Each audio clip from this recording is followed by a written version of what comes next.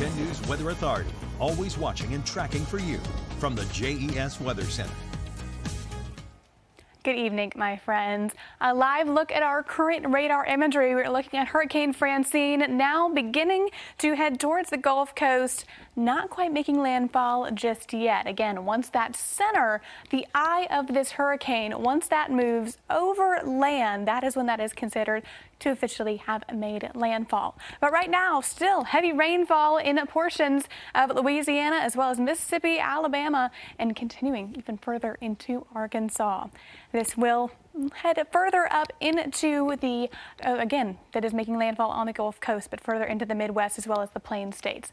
This is the timeline. You'll notice we're not in this cone, so this is not directly affecting us, but we will see some impacts indirectly. We'll chat about that here in a little bit. But right now, the max wind speed at now 100 miles per hour. This has now been upgraded to a Category 2, that threshold 96 miles an hour on the severe Simpson scale. So again, that has just now been upgraded. This will continue as it makes landfall to weaken eventually into tropical depression and then just a regular low pressure system with that broad rotation. This will make landfall tonight by 2 o'clock on Thursday. That is when likely will reach that tropical depression status. So this is weakening very quickly. Once that center of low pressure does move a little bit further to the north while it makes landfall, here in red, this is the biggest concern for flooding, as the bulk of the rainfall, as this continues to weaken, it will stall out. And that is what is making that such a big concern. The winds likely will die down as it does move further into landfall, but as that does move further inland, we will see that stalling out and that flooding risk as a result of that. Now, over the next couple of hours, we'll still see a lot of sunshine, not quite seeing any of that rain just yet. That'll be a little bit later on.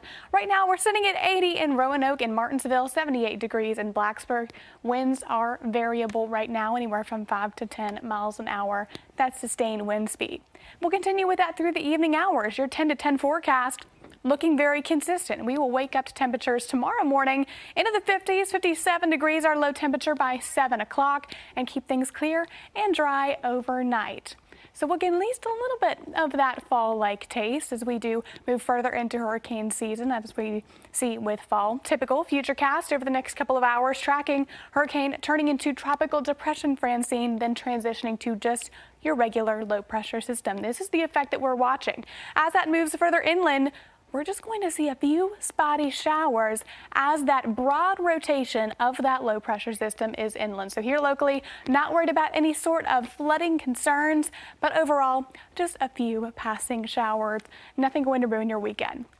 Over the next few days, temperatures will gradually move into the 70s. So we're still a couple degrees below average. Our average temperature this time of year, anywhere from 80 to 82 across the viewing area.